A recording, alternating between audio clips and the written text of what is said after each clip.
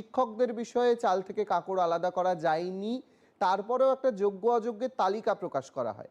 কিন্তু এই group C group ডির প্রসঙ্গ যখন শোনাচ্ছিলাম আপনাদেরকে, সেই গ্রুপ সি গ্রুপ ডির যারা কর্মী রয়েছেন তারা গত 10 মাস যাবৎ বাড়িতে বসে রয়েছেন। সংবাদ মাধ্যম থেকে শুরু করে সাধারণ মানুষ এবং এই বর্তমান শাসক দল নাকি ভোটের ইস্যুই খুঁজে পায় না, এত উন্নয়ন হয়েছে।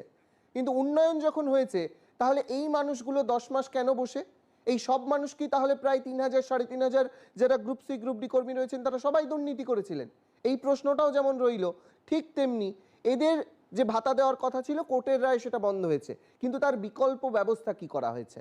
মুখ্যমন্ত্রীর বক্তব্য শোনাচ্ছিলাম, কিন্তু যে মানুষগুলো আজকে সত্যি সত্যি বেকার হয়ে ঘরে বসে রয়েছেন, যাদের চাকরি নেই, টিউশনির উপর তাদেরকে নির্ভর করে জীবন কাটাতে হচ্ছে বা অন্য কোনো কাজ করতে হচ্ছে, ওই যে সোকল্ড পরিযায়ী শ্রমিক হয়ে বাইরে যেতে হচ্ছে, তাদের অবস্থাটা ঠিক কি?